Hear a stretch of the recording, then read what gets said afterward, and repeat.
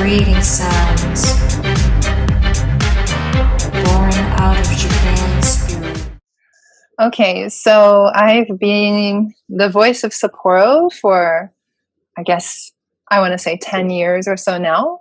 If you visit our city, you'll hear my voice on more than half of the public transportation and a lot of other popular places where people go shopping, like near Sapporo stations, Esta, Pivo, Daimaru, Fuji Central for shopping centers, or the Ishiya Chocolate Factory, which is famous for the Shiroi Koibito cookies.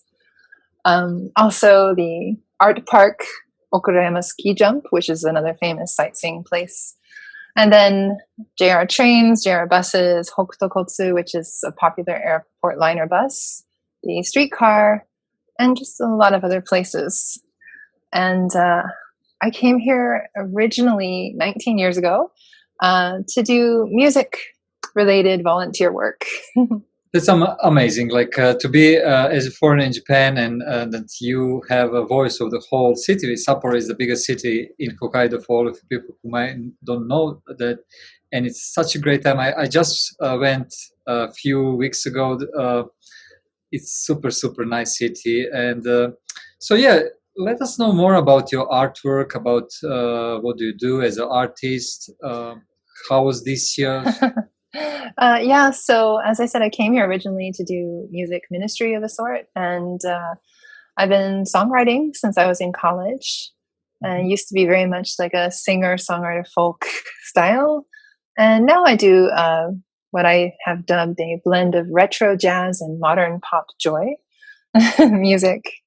I'm in actually my home studio right now, so you can maybe see got lots of guitars and instruments and things, and on the back computer screen is actually my new music video that is getting ready to be released towards the end of this month.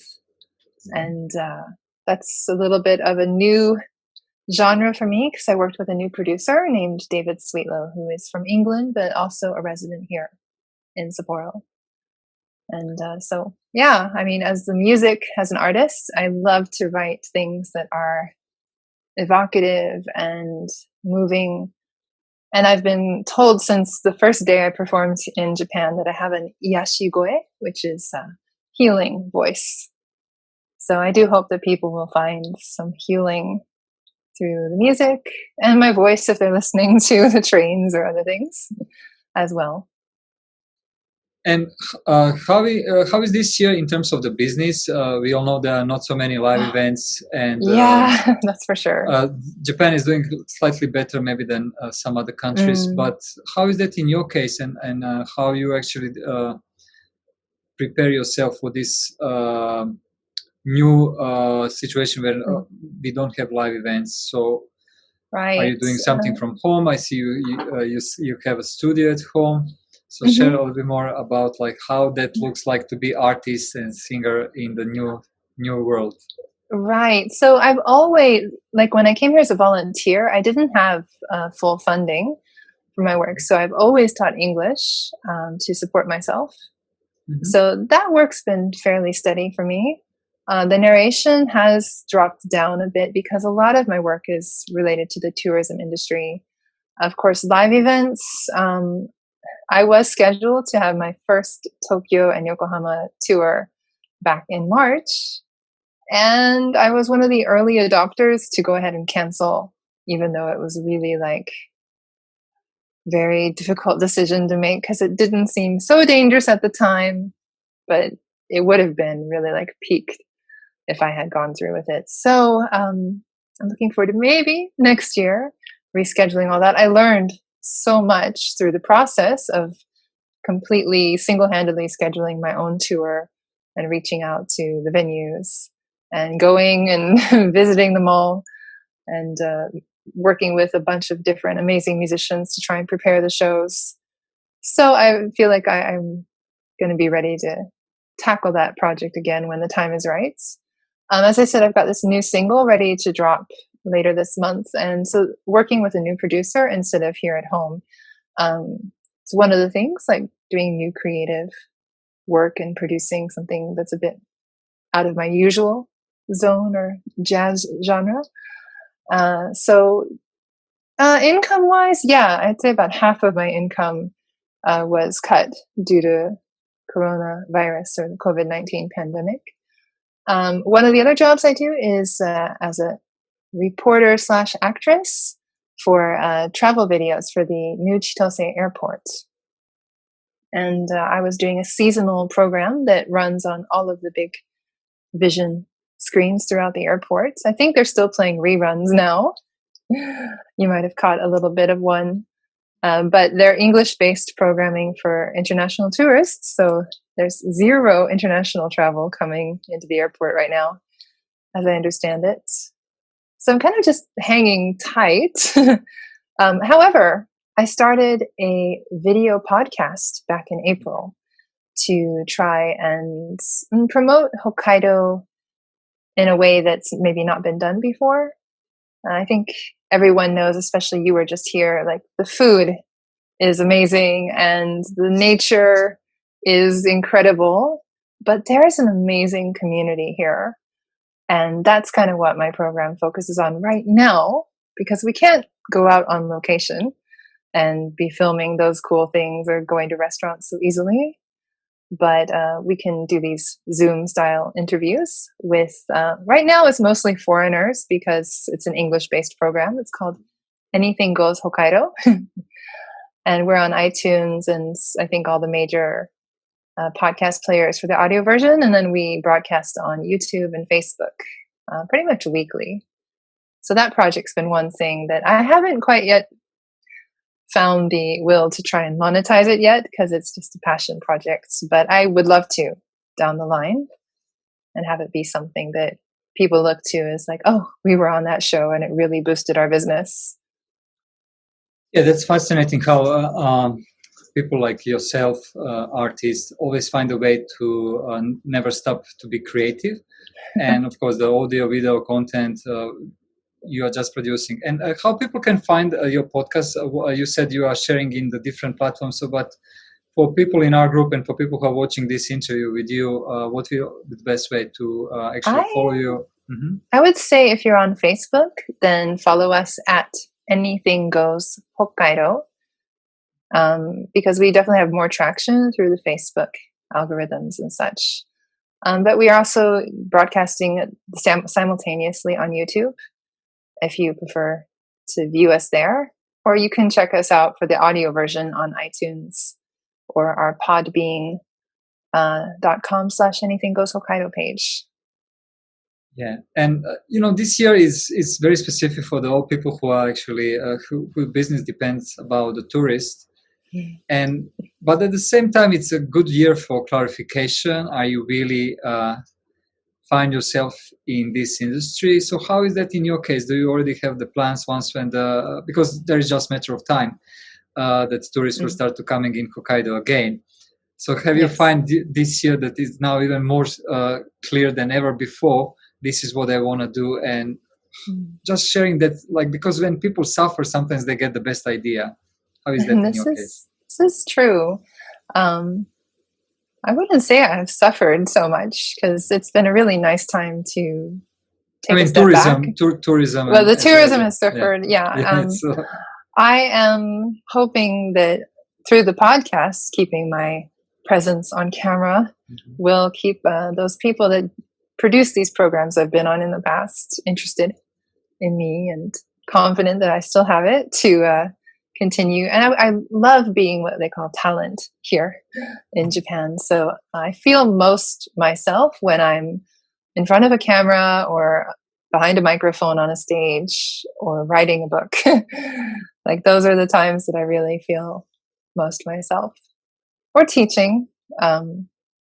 So yeah, you're right. It is just a matter of time. The Olympics will come eventually as well. And tourism is probably going to come back harder than ever before. So I'm just, waiting for that boon to come. And I'm sure the narration jobs will also come in more frequently. I just did finish recording some things for the recently opened Uppopoi Ainu National Museum here in Hokkaido as well, which is kind of a big deal to finally have a national museum dedicated to our indigenous people of Hokkaido in Japan. So yeah, it's not dead. It's just very, very slow right now. Sure, sure. And many people who are watching this video, maybe they don't have idea where is Hokkaido, or they know it Sure. only maybe in Japan. So, what will be if you can share for the people who don't have a clear image about Mm, Hokkaido? What is Hokkaido? You were living there for a while, for the last 19 years, 19 years, yes. and so why Hokkaido is so special for you, and maybe what will be something which will attract people to consider Hokkaido as a must-visit Mm. place in the upcoming years? Okay, that's a wonderful question. I think most people, when they think of Japan, of course, gravitate towards Tokyo and then maybe like Yeah. Osaka and Kyoto, which have a very, very long history and are called the mainland. But there's basically like four major islands that make up Japan, and Hokkaido is the northernmost island. It's huge, and it is the largest prefecture out of all of them as far as land mass goes. Sapporo, the capital city, has about 2 million population, so it is the largest population city that is this far north in the world. And we're covered in snow 5 to 6 months out of the year. So we're famous for powder snow, champagne snow. So if you're into skiing or snowboarding, any kind of winter sports, it's amazing here. Unfortunately, I'm from Florida. I don't really have ski legs. I'm still hoping to put that under my skill belt someday. But the food here, with the amazing sea surrounding us, the seafood, natural farming, we produce more than 2,000% of the produce for Japan in just one area of Hokkaido alone, the Tokachi area. You learn so many things when you do narration for videos about your island. So all these little tidbits. We have places that are world heritage, like Shiretoko Peninsula. We have our own Mount Fuji. It's a smaller version, but it's gorgeous. Mount Yote. Lots of active volcanoes, amazing lakes. The wildlife, if you're like a birder or into that. The last video I did for the airport, we went and watched the red-crowned cranes in like minus 20-degree weather Celsius. But it was really gorgeous. And we did whale watching another season and horseback riding in Saroma on the beach. We also produce an amazing amount of dairy products here. Hokkaido dairy is famous. Hokkaido beer. I think northern cities like Milwaukee in the US and Sapporo are famous for their beer as well. So the cuisine is, in my opinion, the best in Japan. I know other people might disagree. I love food in Kyoto too. It has a very unique flavor profile. But as far as freshness, you really can't beat the food here. I have to say I agree, although I'm not from Hokkaido. And how about people? What I found during my last visit in Hokkaido, it's super different than in Tokyo. It's so much more relaxed, I would say. Yeah, And I the think people so. are more friendly, and and it seems like they are more open to foreigners, but also like to everyone. And how is that in your case? Do you feel like Hokkaido Yeah. is your home right now? You're from Florida, and it's kind of different environment than in Hokkaido. So how do you feel the people in Hokkaido? Is there something special about them? Maybe all this beautiful Yeah, nature. I do agree with you that, I mean, of course, I've lived here almost from day one and only visited Tokyo or other places for a short time. So it's a little harder for me to compare. But I do think people in Hokkaido tend to be quite open. And part of it could be that Hokkaido wasn't developed until like the last 200-300 years, kind of about the same as America's history with the West coming in. So it's a very short history compared to Tokyo and Osaka, Kyoto, etc. So the customs here are not so deeply established, and therefore it tends to be more open. Everyone has come from somewhere, so to speak. So I think they tend to be more open-minded. Yeah, I've always felt quite welcome As a foreigner. I'm still a foreigner. I'll never be Japanese, but yeah, I feel like it's a very easy place to live in that respect. The people are friendly and open. And my last question is if you can share a little bit more about the theme of your new production with your new producer. So what is Yeah, thank you. Yeah, so the song itself is called Fade Away. And it's a bit of a post-breakup remembrance love song of sorts. And it reminds me, as far as production, a bit of a cross between Christopher Cross's Sailing and Billie Eilish music. So it's got a lot of production in it. My producer, I expected to walk into the studio and just start playing my keyboard part from the beginning, but he already had like 62 tracks laid down before I even stepped in. And we used most of those as they were. And it was an amazing creative process. Very ambient, but it's got some like subwoofing bass in there as well. So there's parts of the song where you want to definitely groove to it. And I actually was kind of planning to release the song yesterday, which would have been my 19th Hokkaido anniversary. And I just celebrated my 19th Japan anniversary 2 weeks ago. But with the whole pandemic times, I realized there's no need to rush a release like this. I wanted to build up a little more excitement about it and have a little more time to make sure my artwork was on point. But yeah, we did the filming. Was supposed to be kind of like the one take video shot, but we did a couple of angles, and the second one was also really gorgeous. So I ended up compositing the two. And my camera guy was fantastic because he scouted the location, which is kind of how you and I started talking. I saw that you had posted pictures from very close to where I filmed my video, near Otaru City. And I was like, oh, I was just there.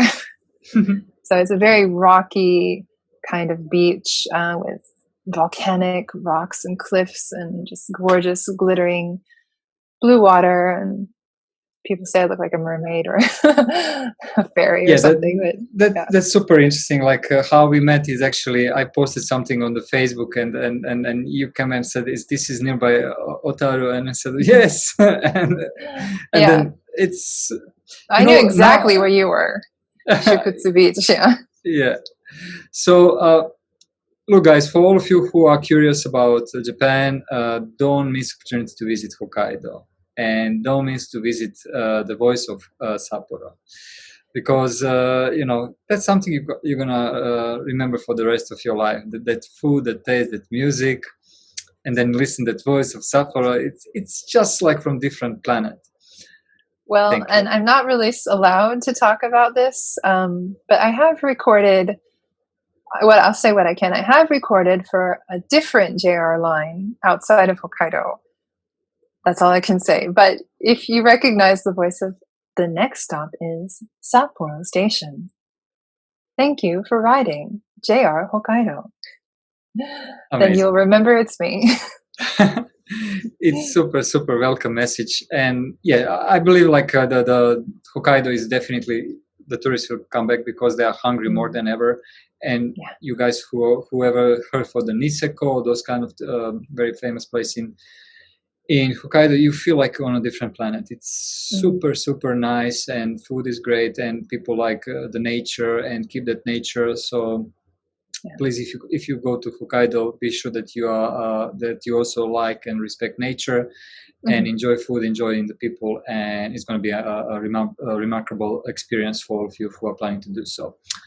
Delaina, thank you so much for this interview, for opportunity. It's super romantic how we met, and of course next time I hope we will have more time to see each other, to talk and try some of delicious foods from Hokkaido. And yes, thank you. We are looking forward to listen to your new song by end of this month or early next month. Thank you so much, Ed.